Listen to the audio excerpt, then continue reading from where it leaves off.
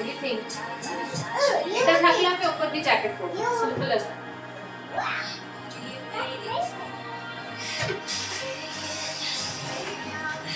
জামাগুলো আগে বের করবো যেখানে বেঁধে জামা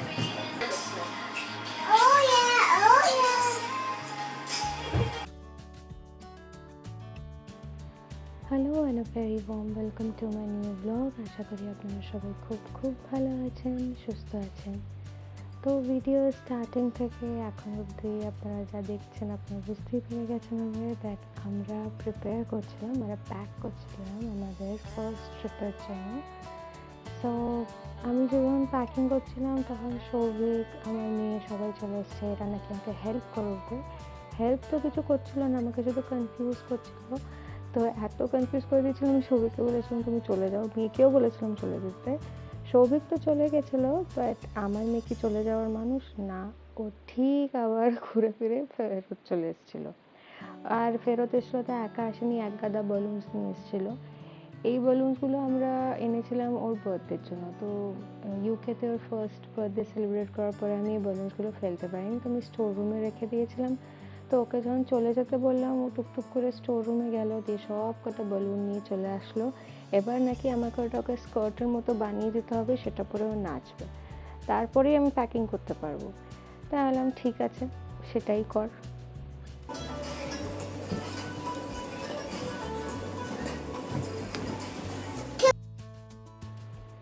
আর এইদিকে আমি বুটস থেকে কিছু জিনিস অর্ডার করেছিলাম। বুটস মানে ইন্ডিয়াতে যেরকম নাইকা সেরকম। তো কিছু টুকটাক জিনিসপত্র অর্ডার করেছিলাম, যেরকম মেকআপ তো করতেই হবে, ঘুরতে যাচ্ছি যখন, তো মেকআপ রিমুভার অর্ডার করেছিলাম সেটার জন্য। আবার একটা শ্যাম্পু অর্ডার করেছিলাম। আমার সিরাম শেষ হয়ে গেছিলো, যেটা ডেইলি ইউজ করি, তো এখন সেটার জন্য অর্ডিনারির একটা সিরাম অর্ডার করেছিলাম। প্লাস আমি একটা পিক্সির গ্লো টনিক বলে একটা সিরাম অর্ডার করেছিলাম, যেটা আমি আমার সাথে ক্যারি করবো ভেবেছিলাম। একটা টুকটাক জিনিস, একটা ডে ক্রিম নিয়েছিলাম, একটা বডি ওয়াশ নিয়েছিলাম। তার সাথে সাথে আমার ফাউন্ডেশনও শেষ হয়ে গেছিলো, তো আমি তাই ম্যাকের ফাউন্ডেশন নিয়েছিলাম। বাট আমি ফার্স্ট মেবলিনেরই ফাউন্ডেশন খুঁজেছিলাম, বাট হার্ড লাক আমি যে ফাউন্ডেশনটা চেয়েছিলাম সেটা আউট অফ স্টক ছিল, তাই আমাকে 3000 টাকা খরচা করে ফাউন্ডেশন কিনতে হলো। আর তো সব এইসব অ্যাক্সেসরিজ আর লাগেজ সব প্যাক করে সকাল সকাল আমরা সবাই একটা সুন্দর ওয়েদারে বেরিয়ে পড়ি আমাদের ফার্স্ট ট্রিপের জন্য। তো ওয়েদার ভালো হলে মনও ভালো হয়, তো দিনের মানে স্টার্টটা বেশ ভালোই গেছিলো। সেটাই আমি সৌভিককে বলছিলাম যে অনেক দিন পরে একটা ভালো ওয়েদার পেয়েছি এখানে, একদম ব্রাইট সানি ডে, তো ভালোই যাচ্ছিলো সেই দিনটা।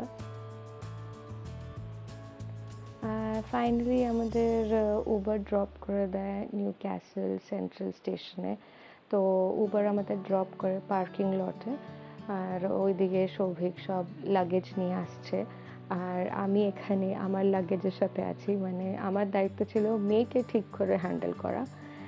আর আমরা একটু কনফিউজডও ছিলাম, একটু নার্ভাসও ছিলাম। নতুন জায়গা, একই নতুন জায়গা, তার উপরে যাচ্ছি আরেকটা নতুন জায়গায়। তো যেটা হয় একটু কনফিউশন, একটু নার্ভাসনেসের জন্য কনফিউশন। প্লাস আমরা না মানে রাস্তায় একটু জ্যামও ছিল, উইকেন্ডে ট্রিপ প্ল্যান করেছিলাম, তো একদম এজি পৌঁছিয়েছিলাম। আর একটুটাই মানে মনে হয় হাফ অ্যান আওয়ারের ডিফারেন্সে পৌঁছেছিলাম। আর এখানে আমরা চলে এসেছি তারপরে একটা টিকিট ভেন্ডিং মেশিনের সামনে। তো আমরা এতই কনফিউজ হয়ে গেছিলাম সে সময় এসব নিয়ে, যে আমরা ভুলেই গেছিলাম যে যখন আমরা টিকিটটা কেটেছিলাম অটোমেটিকলি টিকিট আমাদের ফোনে চলে এসেছিলো। তো ওটা রিয়েলাইজ করার পরে আমরা ভাবি চলো তাহলে বেরিয়ে পড়ি স্টেশনের দিকে। আর এইদিকে এই সাইডে কিছু খাবারের দোকান আছে, মানে কেউ যদি স্টেশনে ঢোকার আগে কিছু খাওয়া দাওয়ার কিনে নিতে চায় বা করে নিতে চায় সেটার জন্য। আর এখানে আমাদের 3টে টিকিট ট্যাপ করার পরে আমরা ফাইনালি ঢুকে যাই আমাদের প্ল্যাটফর্মে। আর প্ল্যাটফর্মে ঢুকতে না ঢুকতেই এই একটা এলিনিয়ারের ট্রেন জাস্ট ঢোকে। আর এখানে না মানে আমাদের ইন্ডিয়াতে যেরকম ট্রেন নাম্বার দেওয়া থাকে, এখানে না ট্রেন নাম্বার বলে কিছু থাকে না, ট্রেনের timing is only the thing. তো ট্রেনটা ঢুকলো যখন, তখন আমাদের যে ট্রেনের টাইমিং সেটার সাথে ডিফারেন্স ছিল মাত্র 5-10 মিনিটসের। তো আমরা তো একটু মানে ভয় পেয়ে গেলাম যে এটা কি আমাদেরই ট্রেন, 5-10 মিনিটস পরে কি এই ট্রেনটাই এখান থেকে ছাড়বে, এসব ভেবে সবাই লাগেজ নিয়ে ওই বোর্ডটার সামনে চলে গেল, বললো তোমরা আসো পেছন পেছন। দিয়ে আমরা দেখলাম যে না, এটা ওই ট্রেন না। তো আমরা বেশ একটু রিলিফ হলাম সে টাইমের জন্য। দিয়ে আমরা তাই ওখানেই বসে গেলাম, নিজেদেরকে সেটেল করে ফেললাম ওখানেই যে না, বোর্ডটার নিচেই আমরা থাকবো যাতে আমরা বুঝতে পারি আমাদের ট্রেনটা কখন ঢুকছে। আর এইদিকে আমার মেয়ে তো বোর ফিল করছিল। আপনারা একটু বুঝতে পারবেন যে ইন্ডিয়ার প্ল্যাটফর্ম আর এখানের প্ল্যাটফর্ম মধ্যে একটু ডিফারেন্স তো আছেই। তাই ওকে নিয়ে আমি এদিক ওদিক হেঁটে বেড়াচ্ছিলাম যাতে বেচারা বেশি বোর না ফিল করে। আর যে ট্রেনটা এসেছিলো সেই ট্রেনটা ডিপার্ট করে যাচ্ছে। তো এটা ট্রেনটা চলে যাওয়ার পরে কিছুক্ষণের মধ্যে চলে আসবে আমাদের মানে ট্রেন, যেটা করে আমরা আমাদের ডেস্টিনেশনে পৌঁছাবো। আর ওই যে দেখতে পাচ্ছেন দূর থেকে আমাদের ট্রেন ঢুকছে। তো মানে ট্রেন ঢোকা মানে আমাদের জার্নি মোটামুটি স্টার্ট হয়ে যাওয়া আর কি। তো খুব এক্সাইটেড অ্যাজ ওয়েল অ্যাজ নার্ভাস। তো আমরা যাচ্ছিলাম এলেনিয়া করে।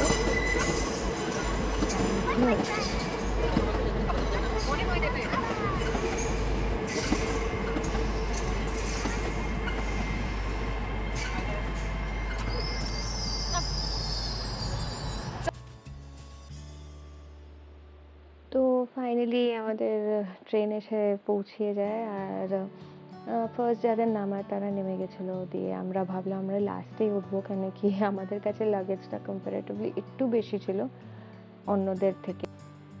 আর তাই আমরা ভাবলাম লাস্টে আরামসে উঠবো। আমাদের কোচ নাম্বার ছিল কোচ এল। আর আমরা বুক করেছিলাম ফার্স্ট ক্লাসের টিকিট।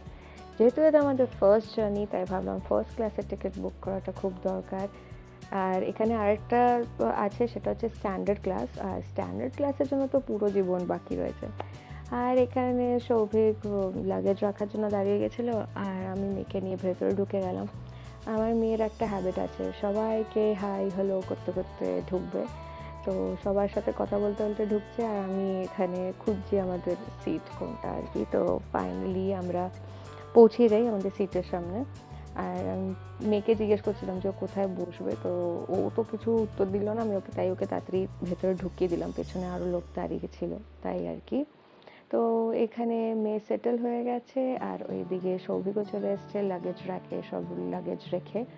ইন্ডিয়ার থেকে এখানের মধ্যে এই ডিফারেন্স তো আছে, এখানে কোনো কুলি নেই, কোনো হেল্পার নেই, কেউ ভেতরে ঢুকতে পারবে না কেউ। তো সব কিছু নিজেদেরই করতে হয়।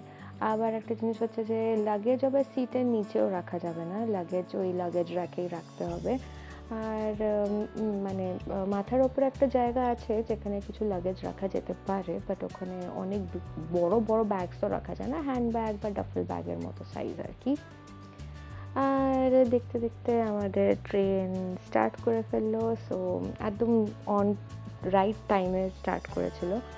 আর এখানে সিটের ওপরে লেখা রয়েছে যে প্যাসেঞ্জার কোন স্টেশন থেকে উঠবে, আবার কোন স্টেশনে নামবে। আর এমিউনিটিস মানে বেসিক যেসব জিনিসপত্র, যে চার্জিংয়ের পয়েন্ট, ইউএসবি কেবল লাগানোর জায়গা, যাতে আপনারা ফোন, ল্যাপটপ এক্সেট্রা চার্জ করতে পারেন। আর একটা বেশ ভালো একটা হেডরেস্ট যেটা আপনারা অ্যাডজাস্ট করতে পারেন, কমফি সিটস, আর হ্যান্ড রেস্ট। ইয়েস, সৌভিকের হ্যান্ড রেস্টের খুব দরকার। আমাদের সাথে কেউ ট্রাভেল করেনি, we were very lucky, but তাও সৌভিকের হ্যান্ড রেস্টের দরকার ছিল। তো যাই হোক, এবার আমরা নিউ ক্যাসেল ক্রস করে চলে যাচ্ছি।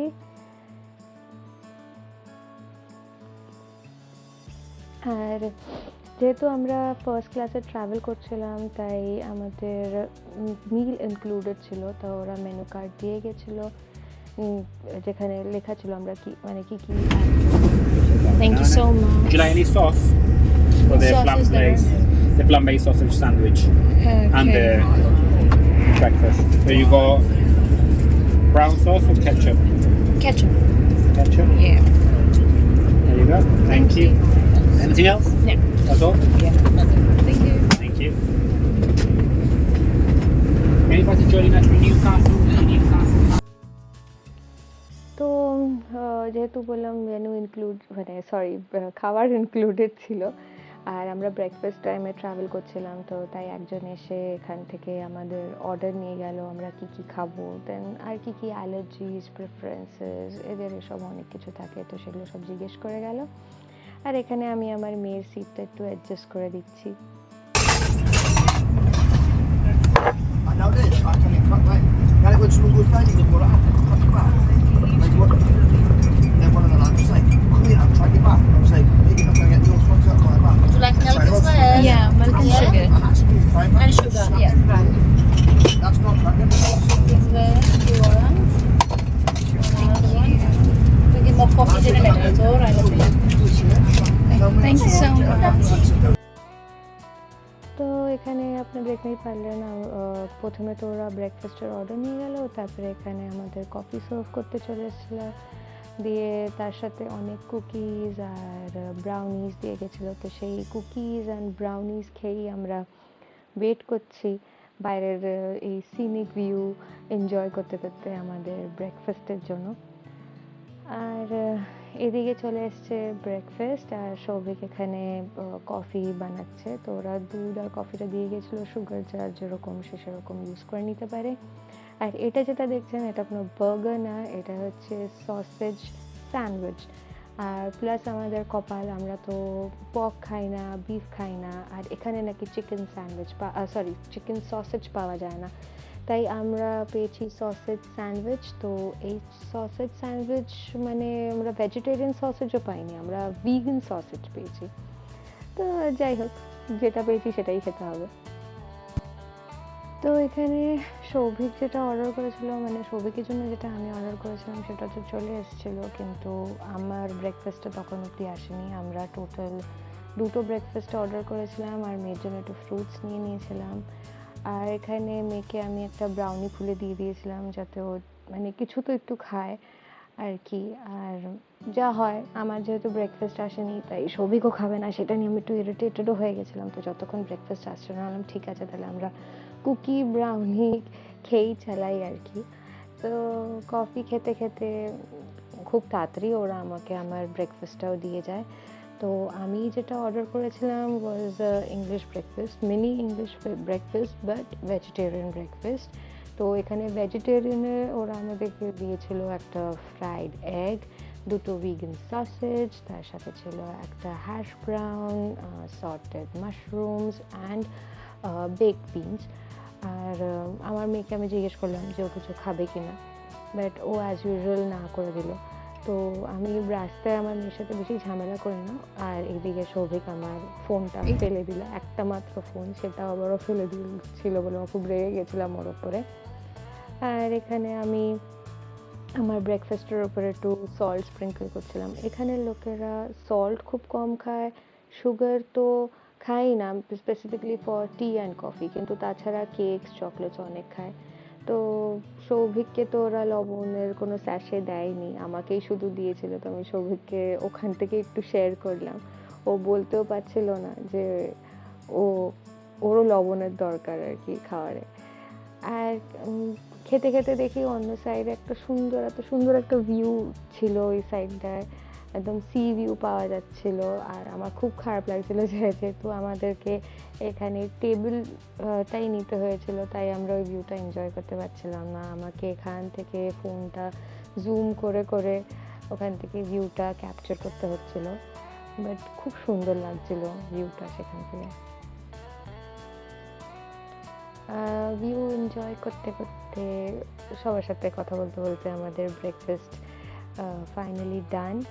আর এখানে আমার মেয়ে তো ননস্টপ কথা বলেই যাচ্ছে, বাইরে বেরোলে যা হয় বাচ্চাদের আর কি।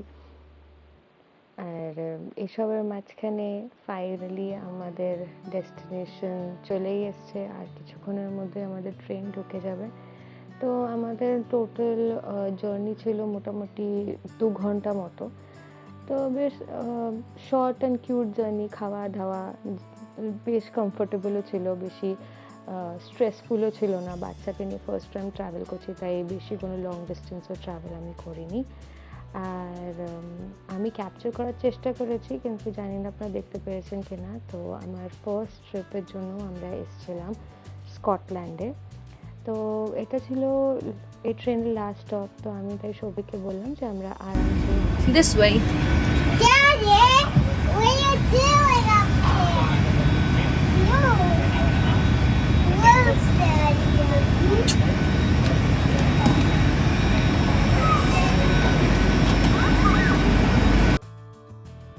আমার মেয়ে তো সৌভিককে ডাকছিল ওখান থেকে ওকে নামানোর জন্য, দিয়ে নামার পরে যা আমরা করে আসি আর কি, চেক করছিলাম যে সব কিছু নামিয়েছে কিনা, চার্জার ওয়ার্জার নট, দিয়ে সব কিছু চেক করার পরে ফাইনালি আমরা স্টার্ট করি। আর আমি আমার মেয়ের সাথে হাঁটছিলাম অ্যাজ ইউজুয়াল, সৌভিক সব লাগেজ নিয়ে হাঁটছিল এখানে।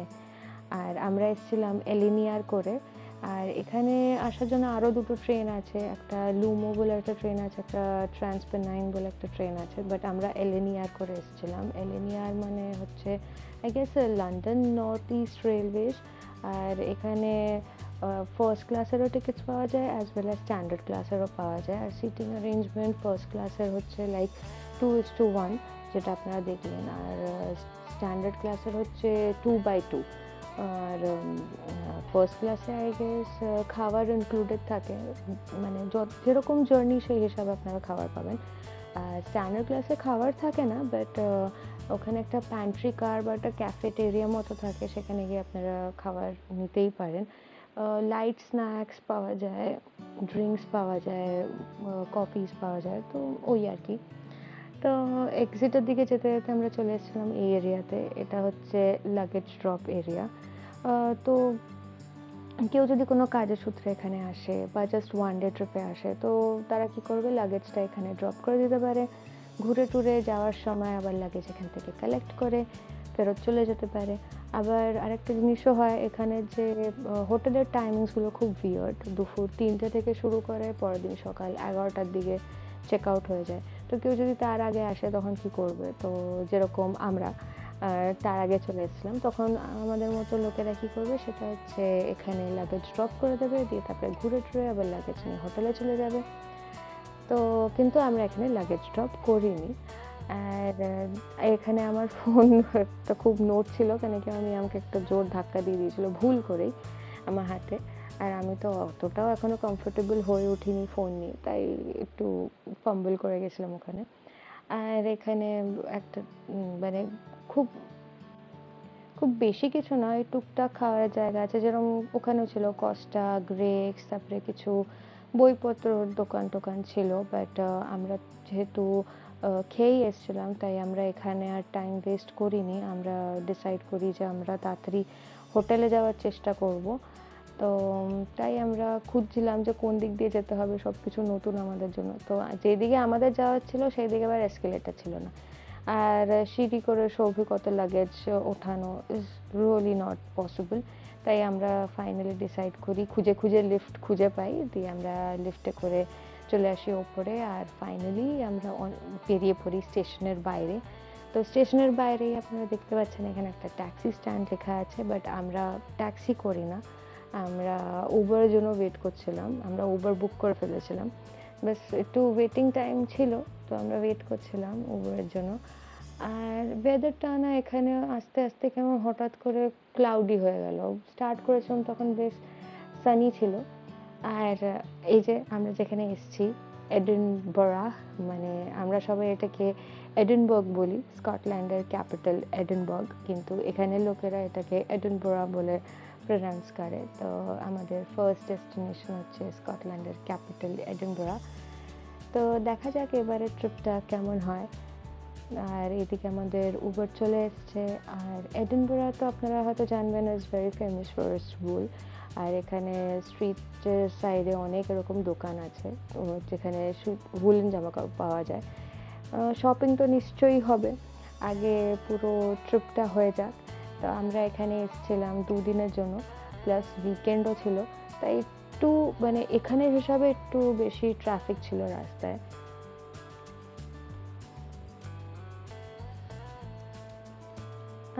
ফাইনালি আমরা পৌঁছে যাই হোটেলে। তো হোটেলে আমরা ওয়েট করছিলাম ওদের লবি বা ওয়েটিং এরিয়াতে। আর ওইদিকে সোফিয়াস বলে হচ্ছে এদের একটা ইন হাউস রেস্টুরেন্ট, তো ওখানে চাইতো আপনারা লাঞ্চ ডিনার কিছুই করতে পারেন। আর এখানে সৌভিক যেখান থেকে টিকিট বুক করেছিল যে সাইটটা, সেই সাইটটা ভুলে গেছিলো, দিয়ে বেচারা তারপরে আবার বললো তাহলে মেল থেকে খুঁজে বের করি বুকিংটা।